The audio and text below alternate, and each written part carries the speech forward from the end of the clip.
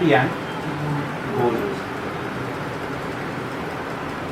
We understood the meaning of personality and we understood the meaning of goal. We came to a conclusion with practical examples that goal means to be happy. And to achieve that sort of happiness or achieve your goal, you need to have a strong personality, right? And we understood that personality is basically made up of 4 things, 4 Qs. Who knows that 4 Qs? PIES. Which one? PIES. PIES. See, this is the way you should remember. PIES. So PIES. Physical intelligence, emotional, spiritual. Physical, intelligence, emotional and spiritual. And spiritual is the base of physical, intelligence and emotional.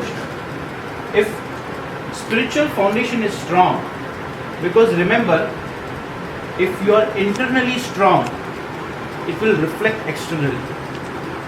अगर आप अंदर से मजबूत हैं, तब आप किसी से बात भी करेंगे, आपकी बॉडी लैंग्वेज, आप जो वर्ड्स यूज करते हैं, जो वोकैबुलरी या जो आपके डिक्शनरी में वर्ड्स हैं, वो सब रिफ्लेक्ट करेंगे आपका लेवल ऑफ कॉन्फिडेंस. अब वो सब हम समझेंगे कि कॉन्फिडेंस कैसे ग्रो, क्योंकि आपके पर्सनालिटी के डेवलपमेंट में 3 चीज़ें हैं जो रोड़ा बन सकती है, which can be greatest obstacle in development of our personality. Number 1 is fear. क्या? जो यहाँ जितने भी बैठे हैं सब में,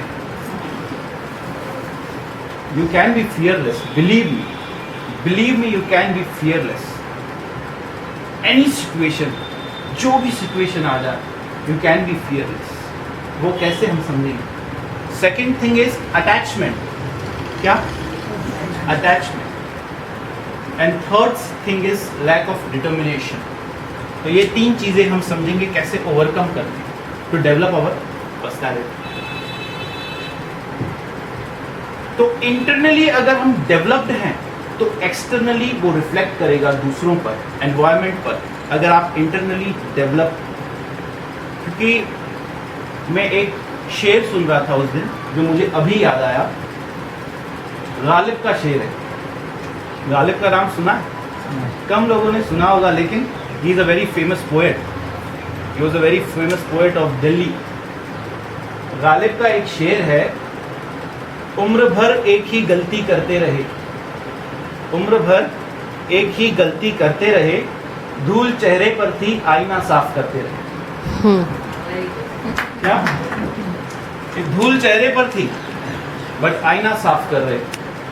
इसलिए बाहर हम कितना भी अपने आप को साफ रखें या कितना भी कोशिश करें चमकने की, लेकिन अगर अंदर से चमक नहीं रहे हैं तो वो हमारा छुपा नहीं रहेगा, कभी ना कभी बाहर आ जाएगा. तो we have to understand how do we overcome these 3 things. What are those 3 things? Fear, Lack of determination. and lack of determination. तो हम ये 3 चीजें समझेंगे, लेकिन कल जहाँ पॉइंट छोड़ी थी पहले उसे कंप्लीट करेंगे, क्योंकि ये 3 चीजें तब समझ में आएंगी जब हम ये पॉइंट कंप्लीट करेंगे. और कल की पॉइंट क्या थी? Anyone remember? Yeah.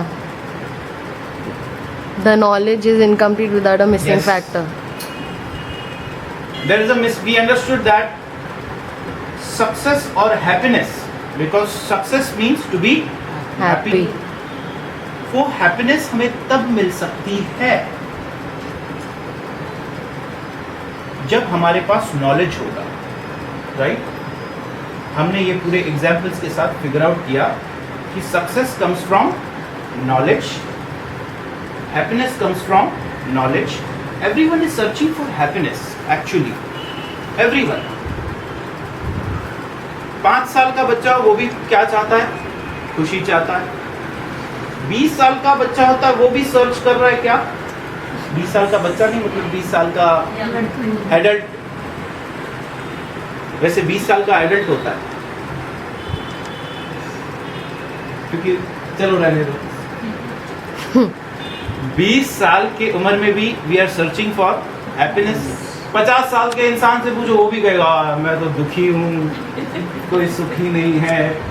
मतलब 5 साल की उम्र में भी वही कर रहे हैं, 20 साल की भी उम्र में भी वही कर रहे हैं, 50 साल की उम्र में भी वही कर रहे हैं। Then there is something really wrong. There is something really horrible. We are trying to search happiness where it does not exist actually. So we need to have knowledge. Where do we search it for? If we search oranges on a banana tree, are we going to find it? No. नहीं। तो we need to have knowledge first कि कहाँ वो happiness, वो खुशी हमें मिलने वाली है, and then we will have a direction. Okay? तो हमने ये figure out किया कि knowledge से happiness मिलती है। Then we gave a statement in last 100 to 100 years knowledge has increased or decreased. Knowledge has increased, but happiness has decreased. That means knowledge बढ़ा है, happiness कम हुई है, ये tally नहीं हुआ। So we need to understand what is that missing link. Why are we not able to be happy though the knowledge is increasing? We came to a conclusion that this is knowledge, but it is incomplete. There is something missing, and what is that missing knowledge? I will ask simple 4 questions. सिर्फ 4। देखो, बहुत बड़े बड़े सवालों का जवाब कभी कभी बहुत बड़े बड़े कॉम्प्लेक्स अंडरस्टैंडिंग्स कभी कभी छोटे छोटे सवालों से निकल आती है। तो 4 सिंपल क्वेश्चंस बच्चा भी बता देगा। मैं आप लोगों से पूछता हूँ, अगर कोई इंसान अपना ज़्यादा समय या पूरा समय ऐसे काम में स्पेंड कर रहा है जो ज़्यादा इम्पोर्टेंट नहीं है, तो ऐसे इंसान को क्या कहेंगे? अगर if someone is spending most of his time or all of his time in work that is not really important, so what will we call such person? Dumb. What? Dumb. I heard dog. Ignorant. Very right word. Very nice word in fact. He is ignorant. And if ignorance is bliss, then why seek knowledge? I think that person would be dumb who made this statement.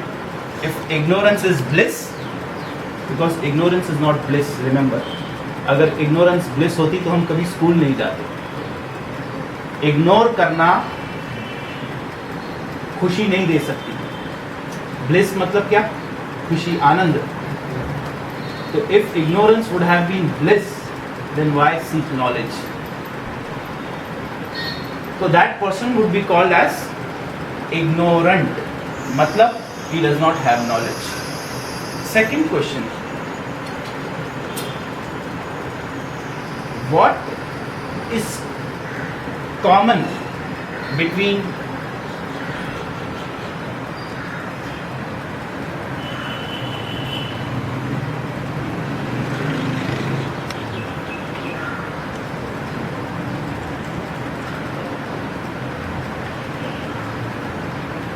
what is common between living body and dead body?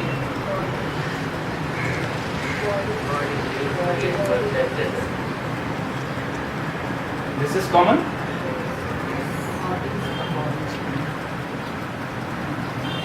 What is common? Body. Okay. Living body और dead body में body common है, ठीक है? What is third question? 2 question हो गए। Third question. What is more important? Living. चलो ये question तो सबने एक साथ आंसर किया। Okay, third question is over. Simple question, बच्चे भी जवाब दे रहे हैं। अब tell me last question, but not the least. What makes living body more important than dead body? Because it's living. Simple answer. It has life.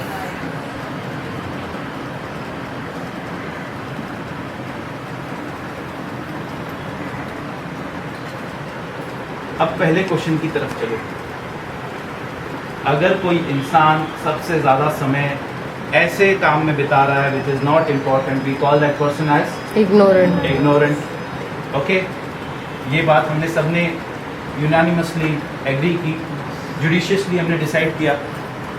उसके बाद we understood out of these two common thing is body, and out of these two important is living body, and what makes living body important is Life. So what is important? Life.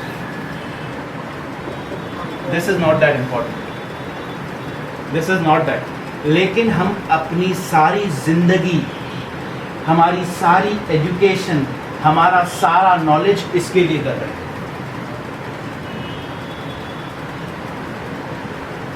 You agree this or not? We don't have any knowledge about. In spiritual words, life can be called as soul, because of which we are able to move, talk, any animate thing. Animate मतलब जो move हो रही है, that has. लेकिन हम अपनी सारी जिंदगी, throughout the life, we understand only about body. We have no institution, no knowledge, no education about life. इसलिए जो knowledge हमारा है वो हमें happiness नहीं दे सकता.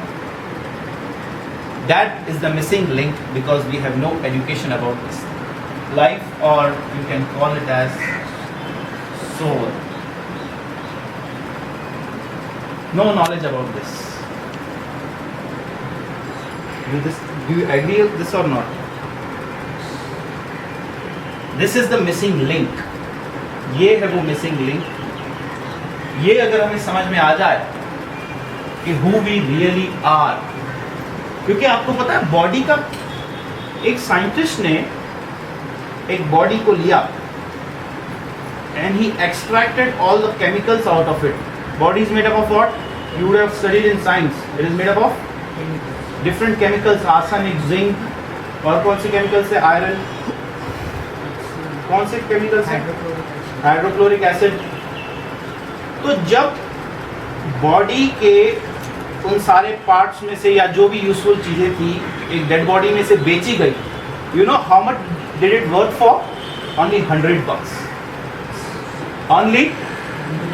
So do you think, are you really worth $100? Is that your worth? If you identify yourself with this body, that means you are worth what? $100.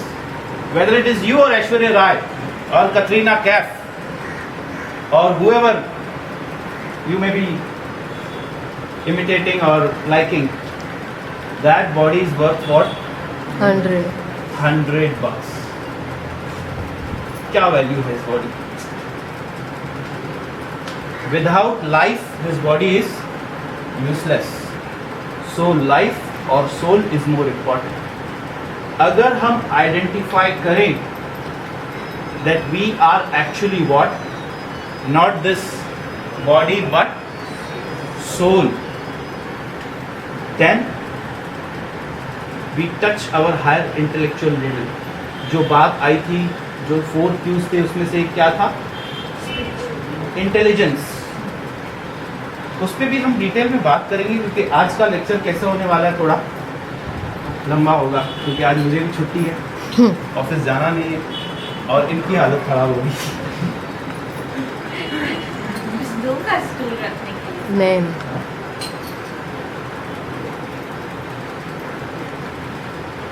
So we are not this body. This is the first concept we have to understand, and this is the integral part in development of our personality, and also to become fearless. How? We'll understand. But this is the most integral part in what? Now I want someone to read out a verse from Bhagavad Gita about this. What is Bhagavad Gita? आप बैठिए. भगवत गीता किसी भी, आप supreme court में जाइए, high court में जाइए, इस पे हाथ रख के कसम खाई जाती है, मैं जो कहूँगा सच कहूँगा। सच कहूँगा, सच के सिवा कुछ नहीं कहूँगा। क्यों खाई जाती है? भले ही बोलने वाला झूठ बोल रहा है, पता है, लेकिन सामने वाले को विश्वास करना पड़ता है कि इसने गीता पर हाथ रखा है, तो ये क्या बोल रहा है? सच। तो इसमें कितना सच होगा? And big scientist, I tell you an incident of Einstein, no not Einstein, it's Newton. Newton के पास एक फ्रेंड आया उसका। So, न्यूटन के पास उसका फ्रेंड आया। Newton had created replica of this universe. Like there are many universes, there is sun, there are planets rotating. So he had made that replica and kept in his room. So one of his friend came and he said, "This is beautiful. Who created this?" Newton said, "No one created this. Because science says this world came by chance."